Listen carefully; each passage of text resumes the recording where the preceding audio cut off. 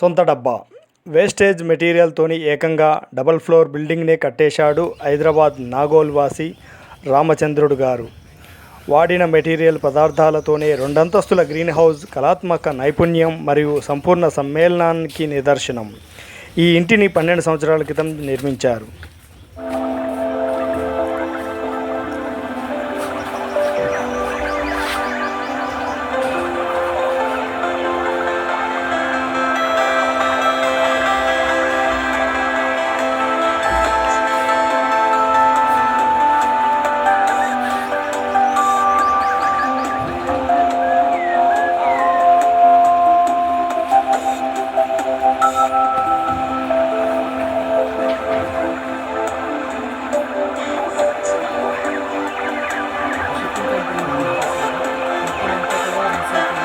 ఇది నేను చెప్పాను కదా, టైలర్ వేస్ట్ చేసిన టైలర్ గుడ్డ వాడు వేస్ట్ ఉంటుంది కదా, ఆ గుడ్డతోటి ప్యాచ్ వర్క్ చేసి కర్టన్ క్లాత్ వేస్తాం. ఇవన్నీ కిటికీలు అవన్నీ అలాంటివి, ఇదంతా అలా చేసాను అనమాట. మొత్తం అంతా కూడా ఏది కొత్తది లేదు ఇందులో.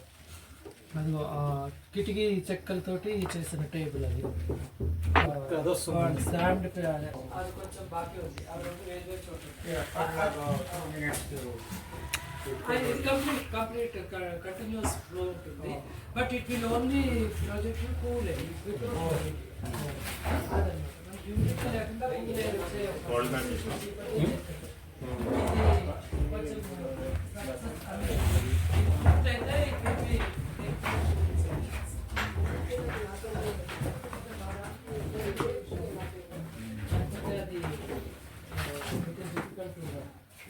ఇది పైన చెప్పిన మొజాయిక్ ఫ్లోరింగ్ ఇలా ఉంటుంది. మా పైన ఫ్లోర్ మీద పెద్ద పెద్ద టైల్స్ ఉంటాయి, చిన్న కాకుండా. ఇది వేరే, ఇది కామన్ డిజైన్ చేస్తాము. ముందర వాటికి చక్రాలు ఉండవు కాబట్టి ఏదైనా మొబైల్ అవుతుంది, కదిలిపోదు. చక్రాలు ఉన్నా మంచం కదులుతూనే ఉంటుంది. రెండు మామూలుగా ఉన్నాయి, రెండు చక్రాలు ఉంటాయి. సో మొబిలిటీ ఉంటుంది కానీ స్టెబిలిటీ కూడా ఉంటుంది. మధ్యలో చక్రంలా ఉంది కదా, వాటి రెండింటి కింద మీకు అక్కడ టైల్స్ కనబడుతున్నాయి కదా, సెరమిక్ టైల్స్ అవన్నీ. వాటి కింద ఇంచుమించు 4 ఇంచ్ మందంలో ఫోమ్ క్రీట్ వేసి పెట్టామన్నమాట. ఇప్పుడు మీకు ఈ డబ్బా కనబడుతుంది కదా ఎల్లోది, దానిపైన ఇలా చిన్న చిన్న టైల్స్ చిప్స్ లా ఉన్నాయి కదా, అవన్నీ థర్మోకోల్ తోటి చేసిన ఇటుకలు.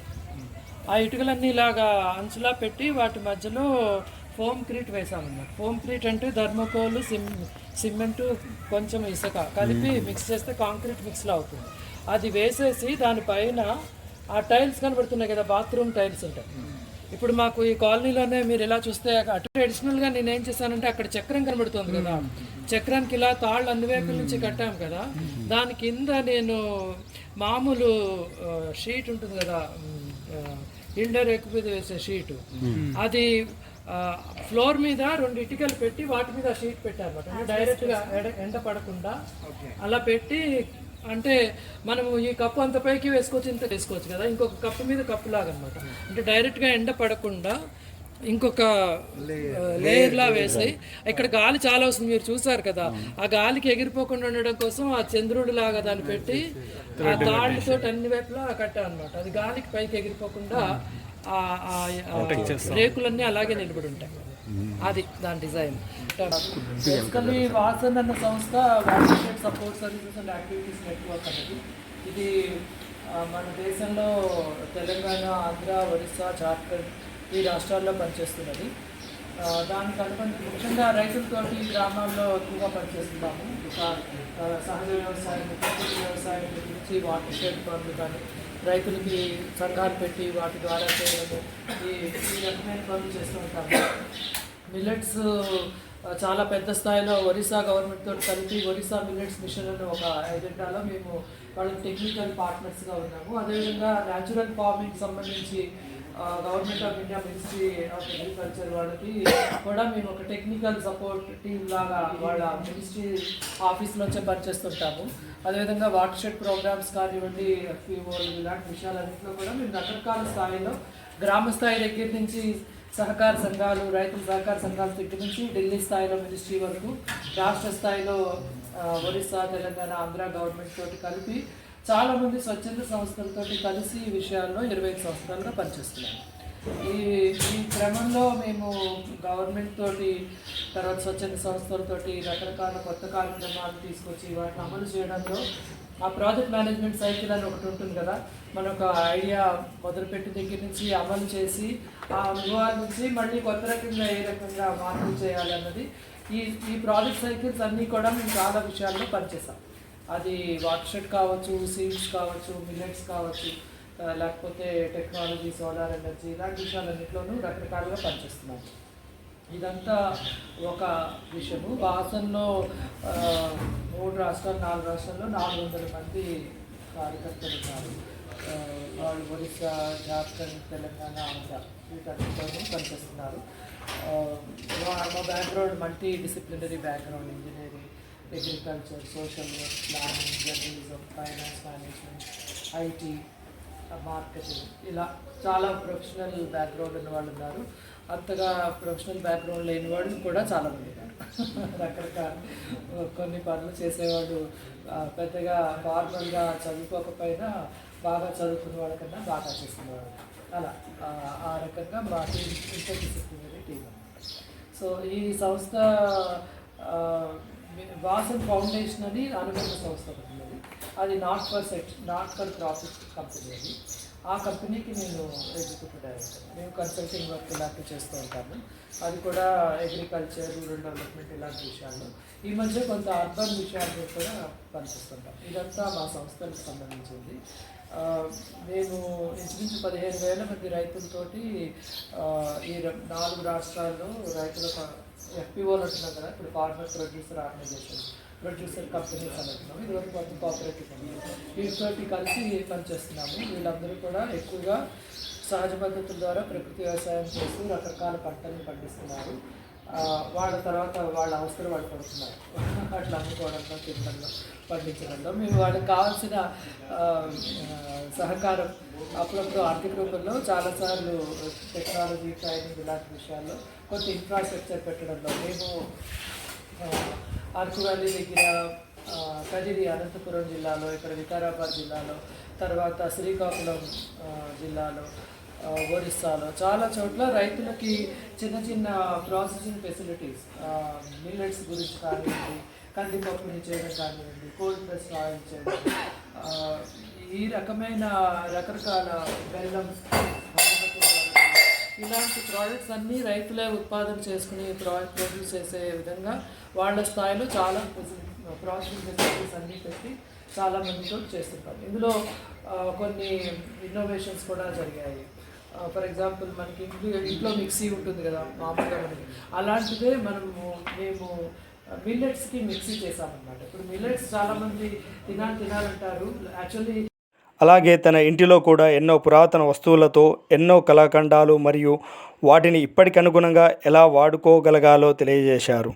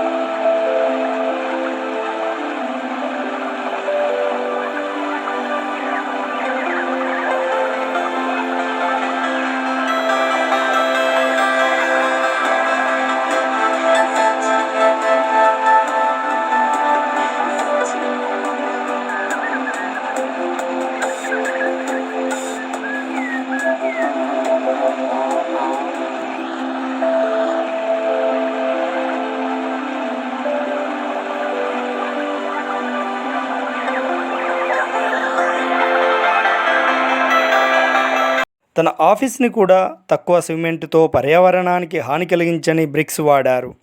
పర్యావరణానికి హాని కలిగించని ఎన్నో మెలకువలను మనం అక్కడ చూడవచ్చు. వాసన్ ఫౌండేషన్ స్థాపించి సమాజానికి ఉపయోగపడే ఎన్నో కార్యక్రమాలు చేస్తున్నారు.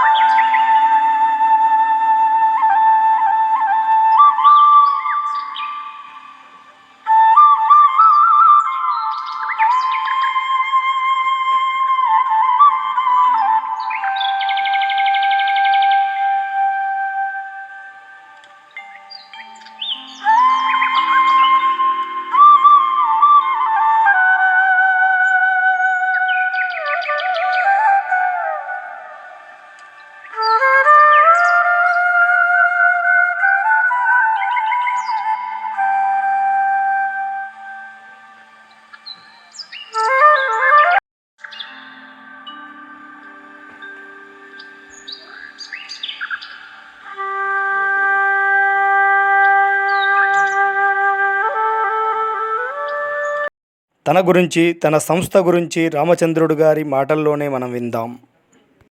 ఆ సంవత్సరమే మొత్తం దేశం మొత్తం మీద మిల్లెట్స్ ఏరియా తక్కువ అంతకుముందు సంవత్సరాల కన్నా. అంటే ఇంత హంగామా, ఇంత ఆర్భాటం చేసి ఇంటర్నేషనల్ ఇయర్ అవన్నీ అందరూ ఎంతోమంది అలాంటి వాళ్ళు చాలా ప్రయత్నం చేసినప్పటికీ కూడా యాక్చువల్ ఏరియా మిల్లెట్స్ ఏరియాలో లాస్ట్ ఇయర్ అయితే చాలా తక్కువ. సో రకరకాల సమస్యలు ఉన్నాయి అవేర్నెస్ దగ్గర నుంచి టెక్నాలజీలో. ఒక సమస్య ఏంటంటే దాన్ని మనము తగినట్టుగా తినకపోవడం, దానికి సరైన డిమాండ్ ఇంకా రాలేదన్నమాట. మాటలు చెప్పేవాళ్ళు ఎక్కువ మంది ఉన్నారు కానీ తినేవాళ్ళు, నేను ఎప్పుడైనా వారానికి ఒకసారి తింటున్నాను అన్నవాళ్ళు చాలామంది ఉన్నారు. దూరం నుంచి వాసన చూస్తున్న వాళ్ళు ఎక్కువ మంది, దాంట్లో మునిగి తేలిన వాళ్ళు ఇంకా తక్కువ మంది అన్నమాట. సో ఒక సమస్య ఏంటంటే ఇదివరకు దంచినట్టుగా తెలంగాణలోను రుబ్బులోను లేకపోతే రోకల్లో చేసి ప్రాసెస్ చేసే పరిస్థితి ఇప్పుడు లేదు. అందువల్ల మిల్లెట్స్ కన్సంప్షన్ కూడా సహజంగా తగ్గింది. దాన్ని గుర్తించి మేము మామూలు మిక్సీలోనే దాంట్లో కొంత మార్పు చేసాం. ఆర్పిఎం అంటారు కదా, రొటేషన్స్ పర్ మినిట్. ఆ బ్లేడు అవి రెండు మారిస్తే మిల్లెట్స్ని ప్రాసెస్ చేసే మిక్సీ ఒకటి వస్తుంది అన్నమాట. అది ఇంట్లో మనం మామూలుగా మిగతా అన్నింటినీ ఎలా చేసుకుంటాం అలా మిల్లెట్స్ కూడా ప్రాసెస్ చేసుకుని ఇంట్లో అప్పటికప్పుడు మనం రాగి పిండి కానీ జొన్న పిండి కానీ సజ్జలు కానీ చేసుకుని మీకు కావాల్సిన వండుకోవచ్చు. సో ఒక major processing cycle is cut. మీరు రా మెటీరియల్ తీసుకొచ్చి ఇంట్లో ఎప్పుడు కావాలంటే అప్పుడు చేసుకుంటే మీకు ఫ్రెష్గా మిల్లెట్స్ ఉంటాయి. పువ్వులు పట్టడం ఇలాంటి రకం ఏమీ ఉండదు. అలాంటి ఇన్నోవేషన్స్ మేము వాసన్ ఫౌండేషన్లో చేస్తాం. ఆ ప్రోడక్ట్ ఒక కమర్షియల్ ప్రోడక్ట్గా మీకు బజార్లో కావాలంటే మా దగ్గర మీకు దొరుకుతుంది. అదేవిధంగా రైతులకి మేము సోలార్ పల్లకి అని చెప్పి చేస్తాం. సోలార్ ఎనర్జీ పెట్టినప్పుడు ఏమవుతుందంటే అది ఫిక్స్గా ఉంటుంది. అక్కడ నీళ్లు ఉండే పరిస్థితిని బట్టి చాలామంది కాంపౌండ్స్కి సోలార్ ఎనర్జీ ప్యానెల్స్ అవి పెడుతూ ఉంటాయి. కానీ నీళ్ళు ఎండిపోయాక సోలార్ ఎనర్జీ ప్యానెల్స్ వేస్తుంటాయి. వేరే చోట నీళ్ళు ఉంటాయి, ఇక్కడ ప్యానెల్ ఉంటుంది, ఇక్కడ ఎనర్జీ ఉంటుంది. సో మేము ఏం చేస్తామంటే దాన్ని మొబైల్ యూనిట్లా చేస్తాము. Light weight mobile unit, solar పల్లకి అని చెప్పి మా పల్లెటూరులో మా వాళ్ళు ఆ పేరుతో పిలుస్తారు. అప్పుడు ఏమవుతుందంటే ఎక్కడ నీళ్ళు ఉన్నాయి దీన్ని ఎక్కడ తీసుకుపోవచ్చు. పైపు 20 మీటర్ల బదులు 30 మీటర్లు పెట్టుకుంటే మీకు పొలం వరకు నీళ్ళు. సో మొబైల్ అవ్వడం మూలంగా ఒకే సెట్ 5-6 సైమిల్టేనియస్గా యూజ్ చేసుకోవచ్చు. ఆ రకమైన ఇన్నోవేషన్స్ మేము అగ్రికల్చర్లో వాటిలో చాలా చేసాము. అది నడుస్తూ ఉంటుంది. ప్రతిసారి కొత్త సమస్య వస్తుంది, కొత్త సొల్యూషన్ వస్తుంది. సోలార్ ప్యానల్ది అది 3 lakhs అవుతుంది. ఇప్పుడు మామూలు ప్యానల్దే కొంత లైట్ వెయిట్ పెట్టి మొబైల్ చేసి ఇట్లా మామూలుగా 2 చక్రాలు ఉండే బండిలో తీసుకెళ్ళచ్చు, ఎడ్ల బండి మీద కూడా పెట్టచ్చు. మనుషులు కొంచెం బలమైన వాళ్ళైతే 3-4 మోసేసి కూడా తీసుకెళ్ళచ్చు ఆ సిస్టమ్ అంతా. సో ఆ రకంగా చేసాము. సోలార్ మిక్సీ 4500 ఎంత అవుతుంది, అది సోలార్ మిక్సీ కాదు, ఆ రకంగా. సో రకరకాల ప్రయత్నాలు చేసి మిల్లెట్స్ ప్రాసెస్ నేను ఇప్పుడే అక్కడ చెప్పేసాను. అదేంటంటే మిల్లెట్స్ మనకి ఇదివరకు దంచుకుని రుబ్బురాలు అవన్నీ చేయట్లేదు ఎవరు, అందువల్ల మిల్లెట్స్ మనం తినడం కూడా తగ్గించాం. రెడీగా లేదు కాబట్టి తినడం కూడా తగ్గించాం. దాంట్లో ఎక్కడైనా ప్రాసెస్ చేసి మన దగ్గరికి వస్తే అందులో పురుగులు పడతాయి, పురుగులు లేని తిండి తినాలనేది ఒక భ్రమ. అలా వాటి మూలంగా కూడా మిల్లెట్స్ ప్రాసెసింగ్లో ప్యాకింగ్లో ఉండే రకరకాల సమస్యల మూలంగా తీర్చలేదు. మేమేం చేస్తామంటే మన మిక్సీలు అందరికీ ఇంట్లో ఉన్నాయి కాబట్టి ఆ మిక్సీలోనే ఆర్పిఎం, రొటేషన్స్ పర్ మినిట్ ఒకటి, బ్లేడ్, ఆ రెండింటిని మారిస్తే మనకి మిల్లెట్స్ వస్తాయి. అంటే it may not be the best efficient solution to get any product out of మిల్లెట్స్లో మనకి రవ్వ, పిండి ఉంటాయి, కొంచెం పొట్టు ఉంటుంది. ఈ మూడింటిని మనము జల్లెడలో వేసి తీసుకుంటే మనకు వస్తాయి. దాన్ని ఆపరేట్ చేయడం కూడా కొంచెం వేరేగా చేయాలి. ఇలా పుష్ బటన్ 15 సెకండ్స్ కన్నా తక్కువ చేయడం అలాంటి వేరే ఉంటుంది. బట్ యాక్చువల్లీ గ్రామాల్లో చాలామంది ఆడవాళ్ళు బాగా నేర్చుకుని చేస్తున్నారు. కొంతమంది దాన్ని ఎంటర్ప్రైజ్లో కూడా చేశారు. ఒక ఊళ్ళో పెట్టుకున్నా అనుకోండి, ఒక గంటకి ఒక కిలో ఆడడానికి 8 రూపాయలు అలా ఛార్జ్ చేసి వాళ్ళు తీసుకుంటూ ఉంటారు. So it's a small enterprise. So ఈ రకంగా కొన్ని కమర్షియల్ ప్రోడక్ట్స్ని వాసన్ ఫౌండేషన్ ద్వారా మేము మార్కెటింగ్ అవి చేస్తూ ఉంటాను. ఎన్జిఓ నుంచి చేయబడతారు. అయితే వ్యక్తిగతంగా నేను వాసన్ ఫౌండేషన్కి రెండింటికి నేను CEO ఒక 10 years పనిచేశాను. తర్వాత నేను ఆ స్థాయి ఆ పదవి నుంచి నేను దిగిపోయాను. ఇప్పుడు అందులో లేను. వాసన్ ఫౌండేషన్ నేను ఎగ్జిక్యూటివ్ డైరెక్టర్గా ఉన్నాను. కానీ నేను మధ్యకాలం ఒక 2-3 ఏళ్ళు నా అంతటి నేను ఏ సంస్థతోటి లేకుండా, సంస్థతోటి కావాల్సి వచ్చినప్పుడు అడ్వైజర్గా, కన్సల్టెంట్గా పనిచేస్తూ ఇండిపెండెంట్గా చాలా పనులు చేశాను అనమాట. ఒకటేంటంటే సురేష్ గారు చెప్పినట్టు మన జీవిత విధానం సొంతంగా నేనేం మార్పు చేసుకోగలను. ఆయన చెప్పిన అనుభవాలు, మనం స్నానం చేస్తుంటే ఉపయోగించే సబ్బు వల్ల నీళ్ళన్నీ పొల్యూట్ అవుతున్నాయి. బేసికలీ మీరందరూ ఈరోజు స్నానం చేసి ఏదో ఒక సబ్బు ఉపయోగించారంటే మీరు పర్యావరణాన్ని పాడు చేస్తున్నట్టే, పొల్యూషన్కి మీరు కారేయట్లేదు. అందులో ఏమి సందేహం కదా. మన existence itself is leading to lot of pollution. అయితే నేనేమనుకుంటున్నానంటే అలా నేను నా ఎగ్జిస్టెన్స్ వల్ల పొల్యూషన్ అవ్వడంలో 80%, 40% నేను తగ్గించుకోగలిగాను. నేను బయో ఇంజన్స్ వాడతాను, బూడిదతోటి వాడతాను, బూడిదతోటి పళ్ళపొడి చేస్తాను, ఇలాంటివి ఏవో రకరకాలు చేస్తూ ఉంటాను. ఆ పర్సనల్ జర్నీ నాకు చాలా అనుభవం బాగా అనిపించింది. ఇప్పుడు ఆల్మోస్ట్ నేను కంప్లీట్ కెమికల్ ఫ్రీ లైఫ్ వాడుతూ ఆ లైఫ్లో ఉన్నాను. మా ఇంట్లోంచి వచ్చే నీళ్ళు పొల్యూట్ అవ్వని నీళ్ళు, బూడిద, బయో ఇంజన్ అలాంటి వాటితో వచ్చినవి. అది పర్యావరణానికి హితకరమైన నీళ్ళు, వ్యర్థ పదార్థాలన్నీ. మా ఇంట్లో గ్రే వాటర్ కూడా మేము ఉపయోగిస్తాము. అంటే మనం బాత్రూంలో వాడే నీళ్ళని రీయూజ్ చేసి మా ఇంట్లో మొక్కలు కాని నీళ్ళన్నీ పెడతాము. సోలార్ ఎనర్జీ పెట్టి ఆన్ గ్రిడ్ సోలార్ ఎనర్జీ చేస్తాము. దాని మూలంగా కొంత ఎనర్జీ కన్వర్షన్ అవుతుంది. తర్వాత మా ఇంట్లో వచ్చే రూఫ్ వాటర్ అంతా కూడా ఒక 10%, 30,000 లీటర్స్, 30,000 ఎప్పుడు మర్చిపోతానండి, నెక్స్ట్ అమౌంట్ ఆఫ్ వాటర్ మేము హార్వెస్ట్ చేశాము. అయితే మాకు 3 లక్షల లీటర్లు మా ఇంటికి ఉపయోగ పడితే మేము అందులో 5% ఎంతో వాడుతున్నాం. మిగతా నీళ్ళకి వెళ్ళిపోతాం. మా బోర్వెల్కి రీఛార్జ్ అవుతాం. బయటకి మా ఇంట్లోంచి వరద నీళ్ళు బయటకు రావాలి, అన్ని నీళ్ళు గుండె ఇంట్లో. ఈ ఆఫీస్ని కట్టించింది నేను ఉండగా కట్టించాను అన్నమాట. ఈ ఆఫీస్ ఇప్పుడు మనం కూర్చున్న ప్రాంతం దీని కింద 1,00,000 లీటర్ల సంపు ఉంది. వర్షం నీళ్ళన్నీ కూడా భూమిలోకి వెళ్ళి అవి సంపులోకి వెళ్ళి మిగతా నీళ్ళు బయటకు వెళ్తాయి. అదేవిధంగా మేము బాత్రూంలో వాడే నీళ్ళు కూడా ఈ ఆఫీస్లో కూడా బాత్రూంలో వాడే నీళ్ళు కూడా మేము గ్రే వాటర్ సిస్టమ్ పెట్టాలి. అయితే ఏంటంటే మేము చాలా లోతు తవ్వి ఫౌండేషన్ దానికి చేసి ఈ సెట్ బ్యాక్ ఏరియాలో దాన్ని కట్టడం మూలంగా ఫౌండేషన్ అది సింక్ అయిందన్నమాట. మా గ్రే వాటర్ సిస్టమ్ కొంచెం డిస్ఫంక్షనల్గా ఉంది. Otherwise it use to be good. So ఈ ఆఫీస్లో కూడా పైన రూఫ్ అంతా మేము సోలార్ ఎనర్జీ రూఫ్ పెట్టాం. మా పై ఫ్లోర్లో మేము మొత్తము సోలార్ ఎనర్జీ ఆన్ గ్రిడ్ పెట్టాము. దాని మూలంగా మాకు నెలకి 10,000 రూపాయల ఎనర్జీ బిల్ సేవ్ అవుతుంది. ఇక్కడ కొంచెం ఎనర్జీ ఎక్కువ ఉంటుంది, లిఫ్ట్ ఉంది, ఇవన్నీ ఉన్నాయి కాబట్టి అంతకుముందు 15,000 ఎంత వస్తూ ఉంటుంది, ఇప్పుడు 10,000 నెలకి తగ్గుతుంది. సో ఇందులో కూడా మొత్తము వెదురు ఉపయోగించి ఫర్నిచర్ చేయడము, ఇలాంటి పర్యావరణ హితమైనవి చాలానే చేస్తున్నాము. ఇంకా చాలా చేయాల్సి ఉంది. ఎజెండా చాలా పెండింగ్ ఉన్నది. మా ఇంట్లో కన్నా ఇక్కడ కొంచెం తక్కువే అవుతుంది. నేను అక్కడ రోజు పొద్దున్నే లేచి కంపోస్ట్ చేయడము ఇలాంటివన్నీ చేస్తుంటాడు. మా వాడైతే ఈకో శానిటరీ సిస్టమ్ కూడా వాడతాడు. మనం వాళ్ళకు మూత్రము విసర్జన చేసినవి డ్రైనేజ్గా వెళ్తాయి. నేను మా మూత్రాన్ని నేను సెపరేట్గా కలెక్ట్ చేసి ఎరువుగా వాడతాను. మా ఇంట్లో తక్కువ మందే ఉన్నాము, పెద్ద పాత్ర ఉంది, పర్వాలేదు. కాబట్టి నేను మూత్రాన్ని, మా వాడైతే మూత్రము మలము రెండు కూడా సెపరేట్ చేసి దాన్ని ఎరువుగా కంపోస్ట్ చేస్తాను. దీన్ని ఈకో శానిటరీ సిస్టమ్ అని చెప్పంటారు. సో అంటే బేసికలీ ఈ విషయాలన్నీ ఎందుకు చెప్తున్నామంటే, మనకి ముఖ్యంగా శానిటేషన్ సెక్టర్లో చాలా బిహేవియర్ చేంజ్ గురించి అందులో చాలా పని జరిగింది. సపోజ్ ఆడవాళ్ళు బయట ఉన్న సమయంలో మెన్స్ట్రువల్ హైజీన్ గురించి ఎవరు మాట్లాడకపోవడం అన్నది ఒక 5 ఏళ్ల క్రితం అనుకుంది. మనం మాట్లాడాలనే విషయం అందరూ రియలైజ్ అయింది 5 ఏళ్ల తర్వాత. దాని గురించి చాలా మెటీరియల్ వచ్చింది, ముఖ్యంగా మెన్స్ట్రువల్ హైజీన్ గురించి. అదేవిధంగా మనము విసర్జించే మలము మూత్రము వాటి గురించి కూడా ఎలా మాట్లాడాలి, దాని గురించి ఏం చేయాలి, దాని గురించి మన ప్రవర్తన ఎలా మారాలి అన్న దాని గురించి కూడా శానిటేషన్ సెక్టర్లో బిహేవియర్ చేసే గురించి చాలా ప్రయోగాలు జరిగాయి. నేమింగ్ అండ్ షేమింగ్ అంటారు. అంటే ఇప్పుడు సపోజ్ మీరు మీ ఇంట్లో టాయిలెట్ కట్టుకోలేదు అనుకోండి, నువ్వు గాడిద నువ్వు ఇంట్లో టాయిలెట్ కూడా కట్టుకోలేదని చెప్పి 10 మందిలో వాడిని అవమానపరచడం అన్నది ఒక ప్రక్రియ. దాని మూలంగా వాడు నేను ఇంత నీచిపోయిన పనిలో ఉన్నాను, టాయిలెట్ కూడా కట్టుకోలేనా అని ఒక భావనలోకి వచ్చి వాడు టాయిలెట్ కట్టుకుంటాడు.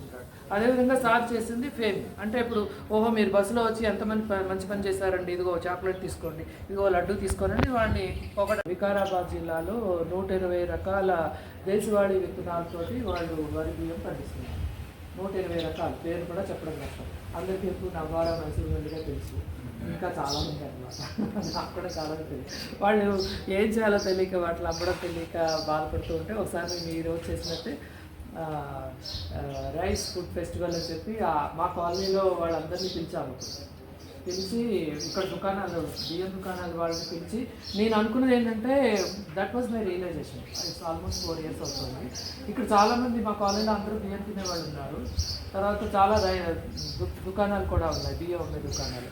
వాళ్ళని వెళ్ళని మా రైతులకు అనుసంధానం చేస్తే, మా రైతులకి ప్రాబ్లం ఉంది కదా, ఎవరు కొనుక్కుంటారు, ఎవరు తింటారు, ఎవరు అమ్ముతారు, ఇవన్నీ సాల్వ్ అవుతాయని చెప్పి వాళ్ళ ముగ్గురిని పిలిచి ఇక్కడ ఒక వేదిక పెట్టి మా కాలనీలో పెళ్లి చేసినట్టుగా అందరి ఇళ్ళకి వెళ్ళి పిలిచి నేను భోజనం పెడతామండి, దేశవాళీ వరి బియ్యంతో చేసిన వంటలు పెడతాము, మీరు తప్పకుండా రండి అది ఇది అని చెప్పి అందరూ వాట్సాప్ మెసేజ్లో పెడితే ఆ రోజు చాలా నాకు ఫస్ట్ టైం, అంటే నేను సెక్టర్లో చాలా రోజులు ఉన్నప్పటికీ వ్యక్తిగత స్థాయిలో అనుభవం చాలా విచిత్రంగా అనిపించింది మేడం. ప్రొఫెషనల్గా ఇలాంటి అనుభవాలు చాలా చూస్తాను, కానీ వ్యక్తిగత స్థాయిలో నాకు అనిపించింది. మా కాలనీ నుంచి ఎవ్వరూ రాలేదు, వాళ్ళు కూడా రాలేదు, ఎదుటి వాళ్ళు కూడా రాలేదు.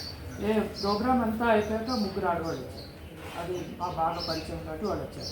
కానీ వాట్సాప్ మెసేజ్ తెలుసుకుని మొత్తం సిటీ మొత్తం నుంచి 200 మంది వచ్చారు.